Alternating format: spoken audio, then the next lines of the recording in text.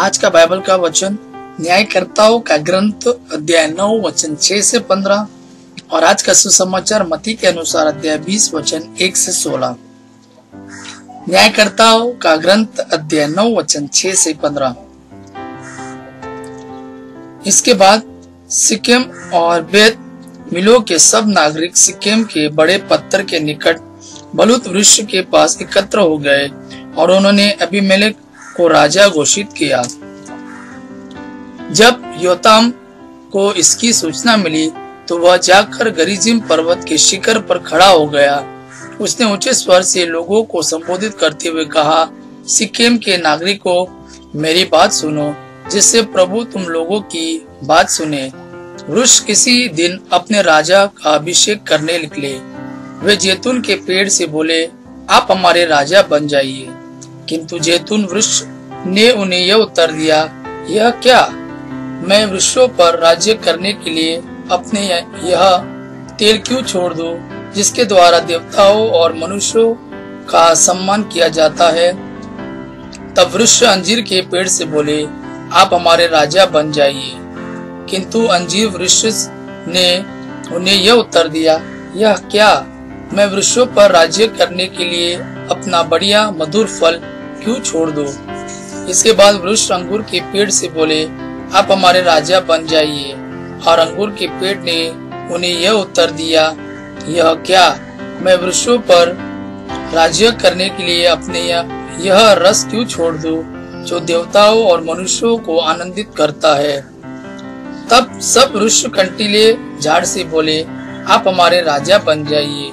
कंटीले झाड़ ने वृक्षों को यह उत्तर दिया, यदि तुम लोग सचमुच अपने राजा के रूप में मेरा अभिषेक करना चाहते हो तो मेरी छाया की शरण लेने आओ, नहीं तो कंटीले झाड़ से आग निकलेगी और लेबनान के देवदार वृक्षों को भी भस्म कर देगी।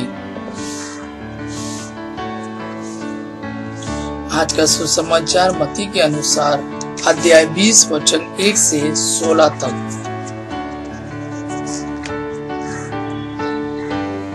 स्वर्ग का राज उस भूमिधर के सदृश है जो अपनी दागबारी में मजदूरों को लगाने के लिए बहुत सवेरे घर से निकला। उसने मजदूरों के साथ 1 दिनार का रोजाना तय किया और उन्हें अपनी दागबारी भेजा।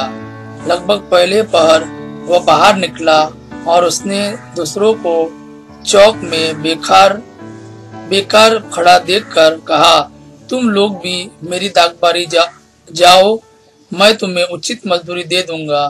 और वे वहां गए। लगभग दूसरे और तीसरे पहर भी उसने बाहर निकलकर ऐसा ही किया। वह 1 घंटा दिन रहे, फिर बाहर निकला और वहां दूसरों को खड़ा देखकर उनसे बोला, तुम लोग यहाँ दिन भर क्यों बेकार खड़े हो। उन्होंने उत्तर दिया, इसलिए कि किसी ने हमें मजदूरी में नहीं लगाया। उसने उनसे कहा, तुम लोग भी मेरी दागबारी जाओ। संध्या होने पर दागबारी के मालिक ने अपने कारिंदे से कहा, मजदूरों को बुलाओ, बाद में आने वालों से लेकर पहले आने वाले तक सबको मजदूरी दे दो। जब वे मजदूर आए जो 1 घंटा दिन रहे काम पर लगाए गए थे तो उन्हें 1-1 दिनार मिला। जब पहले मजदूर आए तो वे समझ रहे थे कि हमें अधिक मिलेगा, लेकिन उन्हें भी 1-1 दिनार ही मिला। उसे पाकर वे यह कहते हुए भूमिधर के विरुद्ध बुनबुनाते थे, इन पिछले मजदूरों ने केवल घंटे भर काम किया, तब भी आपने इन्हें हमारे बराबर बना दिया, जो दिन भर कठोर परिश्रम करते और धूप सहते रहे। उसने उनमें से एक को यह कहते हुए उत्तर दिया, भाई, मैं तुम्हारे साथ अन्याय नहीं कर रहा हूँ। क्या तुमने मेरे साथ 1 दिनार नहीं तय किया था। अपनी मजदूरी लो और जाओ। मैं इस पिछले मजदूर को भी तुम्हारे जितना देना चाहता हूँ। क्या मैं अपनी इच्छा के अनुसार अपनी संपत्ति का उपयोग नहीं कर सकता। तुम मेरी उदारता पर क्यों जलते हो। इस प्रकार जो पिछले हैं अगले हो जाएंगे और जो अगले हैं पिछले हो जाएंगे। ये प्रभु का वाणी है। प्रभु को धन्यवाद। आबा पिता की महिमा और पुत्र यीशु का प्रेम आप पर सदा सर्वदा बना रहे। आमीन।